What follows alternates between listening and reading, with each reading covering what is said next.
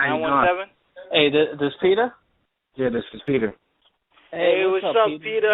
Thanks for coming on tonight, man. Thank you for having me. Man, Happy New Year also, brother. Oh, man, thank you so much. It's been spent well earned with my family, man. Yeah, what's up, man? So, it's good to see you, it's good to see you in action, man. I was there at the Barclay, with, the fight. Yeah, but, Epic. you know, yeah. I bet 100 on you, man. I was going for you. Man. You were the favorite. You know what was funny? You were the favorite, but you weren't the champion. You know, you don't really see that happen. But to me, in my eyes, you're the champion. My whole story's been like that, though. You know, my whole story's been like, you know, can't be explainable through every moment I got to live in the moments of, you know, being who I am. You know what I'm saying? Yeah, man. So, it was, you gave it, what's going to be your next move from that fight? Rematch possible? Do you know what's next? I don't know as of now, right now, you know what I'm saying? But I'm always open up for negotiations for everything. So, because I guess when I put myself in that mind frame to think about what my next possible fight will be, then I have to figure out, you know what's on the board, what's on the table. You know what I'm saying? So, that takes some time, and I just haven't got to spend so much time with my family like I've been doing, you know, since that fight. You know what I mean? Like I've been away for damn near half of the year last year with the new kids. So I'm trying to take this moment right now and just spend some time with them, and then we get back to boxing. We always going, get ready for the best. Yeah, definitely. Peter Quillin, man, I'm so proud of you, man, because you was very active last year. You know what I mean? Like I love my favorite middleweight. You know what I mean? One of my favorite fighters, man. It's just an honor just conversing with you right now. Oh man, that's right. I wanted to ask you, man, going into that Jacobs fight, man. Since we're on the topic, how did you feel before getting into the fight and after the fight? Can you elaborate on? Yeah, first of all, it's like one of my parts of my career where I just was like dealing with a lot in camp, and I stayed focused on what was the plan for myself after the fight. But, getting ready to jump in that ring, I didn't feel no fear. You know what I mean? Like, I have to be honest to say, like, previous fights before this is always a little fear there that you have to fight off of, and that's what, created me a victor in a lot of moments. But, with this one, I went in there without fear in my heart at all. So all I can remember is, like, throwing the first punch and him not hit me with a good punch, but he hit me with a punch that had me kind of fiery inside, and I wanted to go in. And, I think ultimately that cost me, you know what I'm saying, because I went in there without fear, and I was trying to strike without, none of that in my heart, so I can, try to get him out there. But, I guess I played victim to that. Okay. After the fight, I felt like, it's an epic moment that happens when you've been fighting for so long in your career where you're undefeated, and that's all you hear all the time. And, to be placed in a moment where I was a loser and I fell from the hands of somebody that's, battling with a good story. So all around, I just like, you never would ever thought that you can get to that moment, but when you do, you survive. You like conduct yourself in that moment. It's what's special to me. You handled yourself real well at the post-fight interview and at the post-fight press conference when people were saying that it was an early stoppage, and you said, in the lights of what happened with Pritchard Colon, that you don't disagree with the ref stopping it. But, now looking back, you did have some time to think about it. Do you think that there was more to the fight than was the stoppage a little early? Like I know the ref made the right decision, but was the stoppage a little early in your opinion? Well, I think ultimately, I don't live my life kind of like off of what I thought, what I could have did right in the moment. Cause I can go back to a lot of moments in my life where I would go in and fix some things, but I think ultimately everything happens for the reason what it does. I don't think that the way that moment happened was supposed to happen any other way else. If it was, it would have happened that way. And I could be facing that same moment, the same things can happen, or I can come out the victor. I think that's the beauty of life, is that you get handed moments like that, and it's about how you deal with it, so it will make you a better person. So, ultimately that made me not only just a better person, but a better fighter in spirit, knowing, what kind of fight, what kind of real fights look like, what they look like. You know what I'm saying? Yeah, you've been my favorite fighters for a while, man, from the Craig McEwen fight and stuff. I wanted, my bad, Barzini, I'll go right after, but I just wanted to ask you too, that the Andy Lee fight, man, what a great fight, man. And next to Jacobs, is Andy Lee like the hardest opponent you've been in there with? Well, I can say I've been in there with other opponents. I think I ultimately judge every fight that fight differently.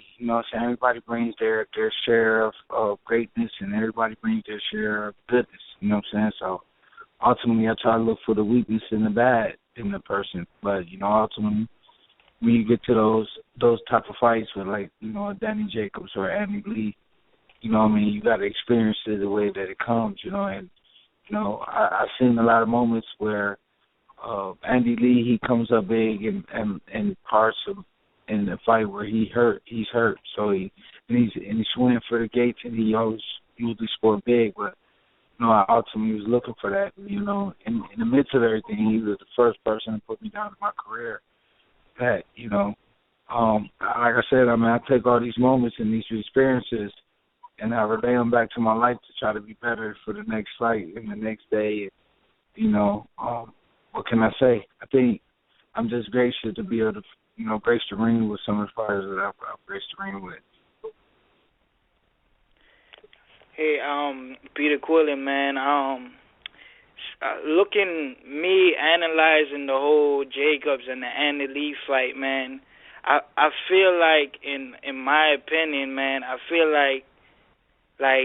like somebody in the business of boxing had something against you, man, because I felt like they robbed you from your victory from the Andy Lee fight, and with the early stoppage, they didn't even give you a chance. Like, I'll look back if Shane Mosley, when he fought Floyd, imagine if that referee was in that fight, you know what I mean? Like, Floyd wouldn't have been the undefeated guy we all love to see, and I just feel like somebody had something against you, man, like, because there's no way you should have been on the,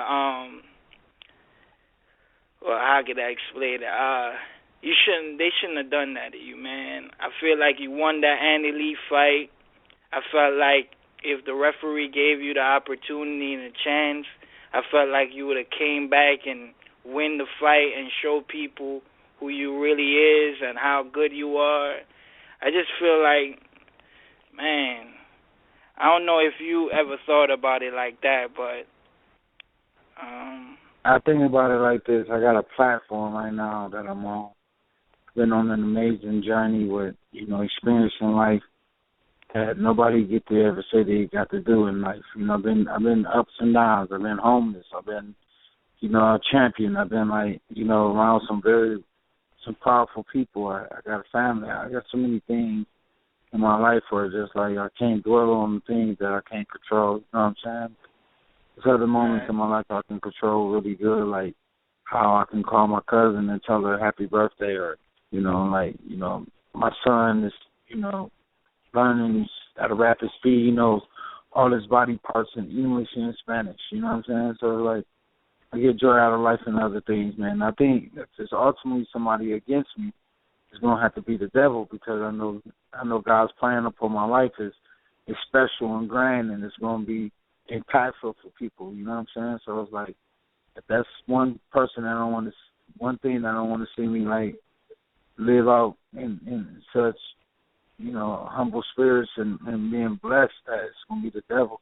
other than that, I can't say that nothing else, that goes on in this boxing world can keep me down or make me less of a person. So, as long as I can keep that spirit about myself, I ain't losing one bit. Okay. I see you gonna be in a new movie called Bleed for This, man. Can you give us any updates about that movie? Yeah, man, I filmed it, man, and like almost a year to 2 years ago, and it was a good opportunity for me to be in the movie. Playing Roger Mayweather, who's from my hometown, right up to Michigan. But it was just something to get underneath my belt to say I've been there and done that. You know what I'm saying? I'm doing a lot of things that a lot of other fighters didn't get to do.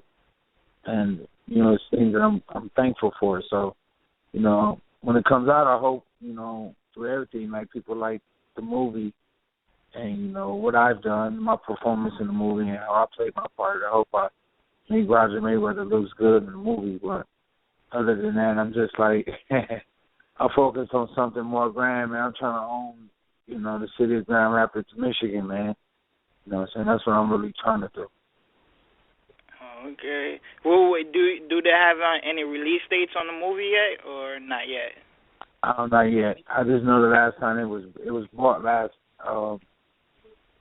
year in Canada.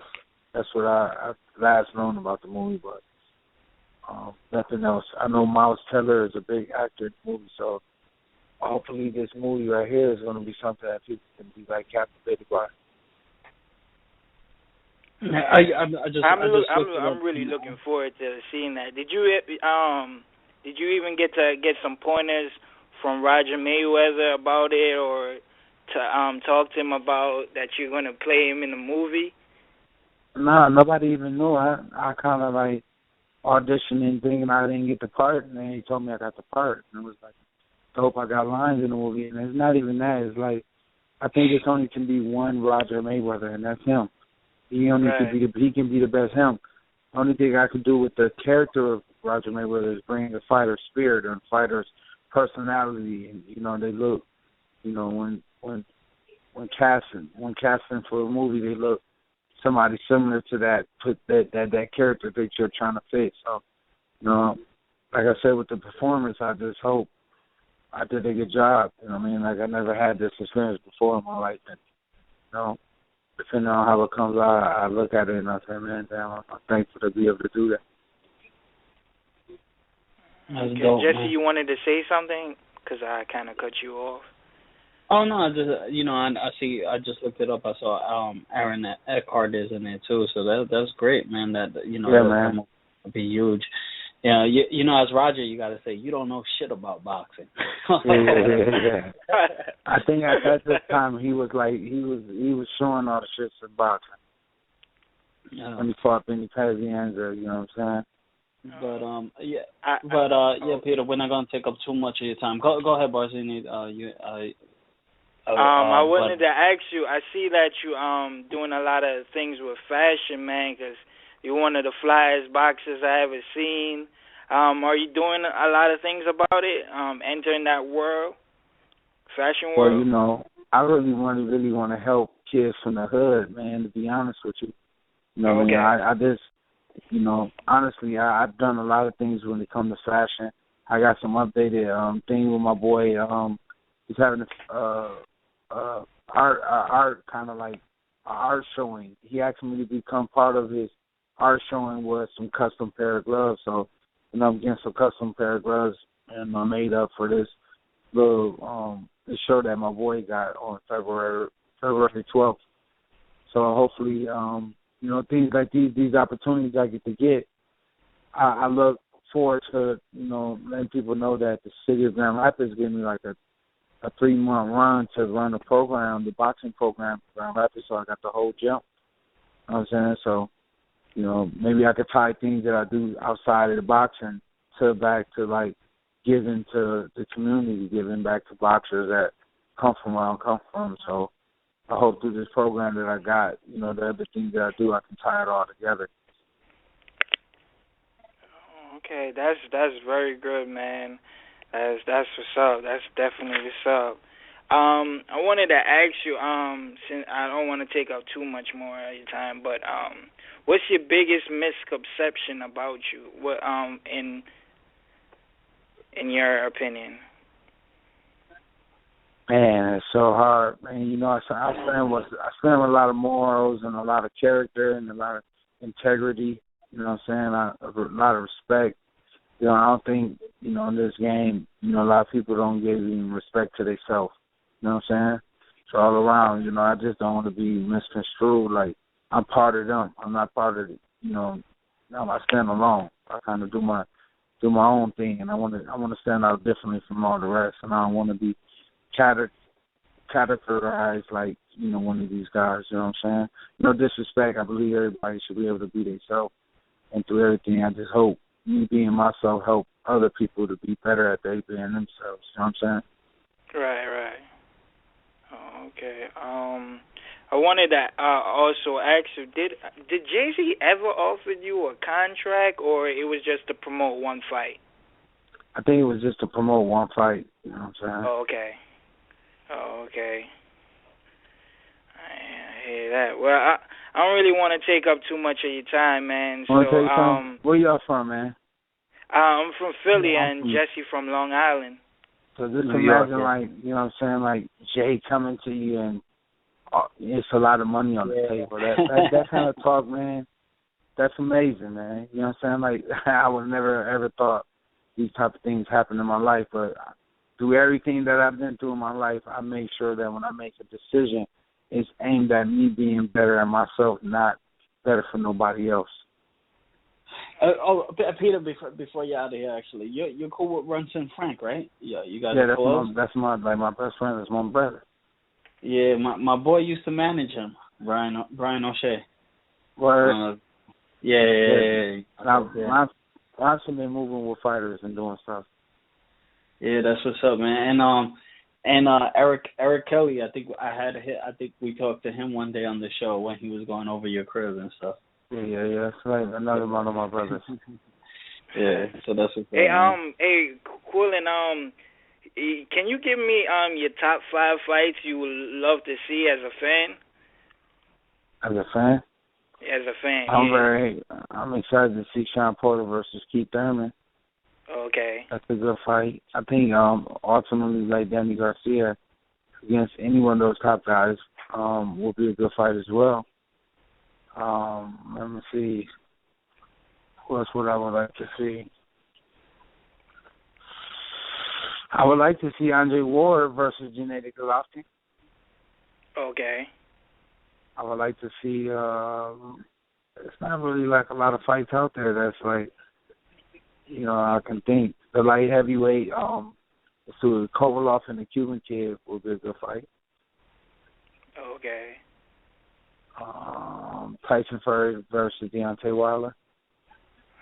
I think that's 5, right? Is it? Yeah, I think that's 5. But I want you the only one to beat Triple G, man, because you my favorite middleweight. I mean, you want to tell you something else?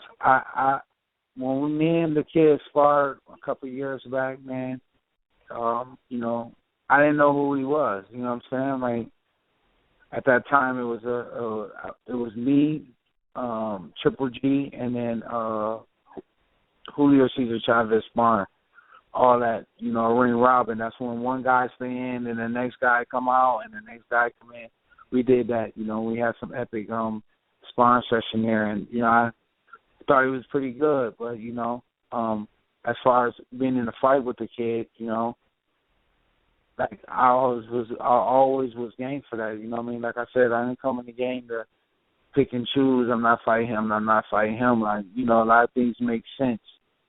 You know, when you do business with certain people that, you know, other people don't want to do business with. You know what I'm saying? So, like, sometimes this political game don't even got nothing to do with the fighters. They got to do with the people that do business in the game of boxing. You know what I'm saying? So, you know, I think very high in him, but I don't go in there with a mindset of, you know, coming out a loser. You know what I'm saying? Through everything. You know, when Danny, you know, we had the moment where, he hit me with a good punch. I was thinking about going down swinging. You know what I'm saying? That's the way I like to do things. And you was continue throwing punches. I didn't understand the referee. Yeah, they criticized me for not being smart and not, being smart about grabbing. And like I said, when you're in the moment, you can fight around. You know what I'm saying? I chose to, keep swinging and fighting. I think they just robbed you, man. But you know what was, as a fan, man, I know it probably won't ever maybe go down, but, like for you, since they was trying to build up the King of Brooklyn, I wanted you versus Miguel Cotto for the King of New York, you know what I mean? Because y'all be repping New York hard, so, you know what I mean? That would have been great to see as a fan. I would have loved that. That would have been a good fight. And, like I said, let's see where we go from here and see what can be brought out of, through everything I've been through in my career. Right. How much do a fighter has control on their career? Does the promoter have more control or the fighter does? Got to do with the way people like you. Could be something to do with the fans liking you. It can be something with the networks wanting you on their air. It could be the promoter got enough promote. It's a lot of stuff, man. So much stuff that happens. You know what I mean? You gotta sometimes having a good manager helps you out because his connection can get certain things done, like fights and this moved out the way. It's so political that it takes a whole team to get the job done. Oh, okay. Well, I want to thank you, Peter Quillin, man. Yo, it's such an honor, brother. Man, thank you very much, man. It's an honor, definitely, speaking to my favorite fighter, favorite middleweight. Oh, man, man, I just wish you the best, and I know you're gonna do more promising with your career. I'm gonna be cheering for you, brother. Man, yeah, man, just thank you, man.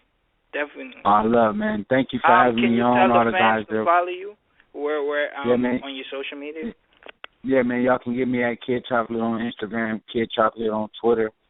Hit up www.kidchocolate.com.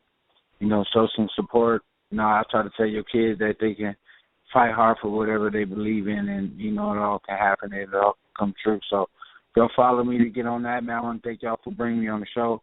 Give me on any time, and I'll be blessed to be on here. Thank you.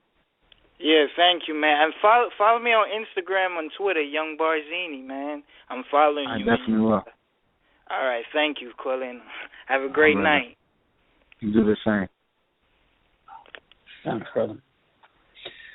Peter Quillin. Yes, we had Peter Quillin on, man, one of the best middleweights here. Man, it was such a great interview, man. That was good, man. We get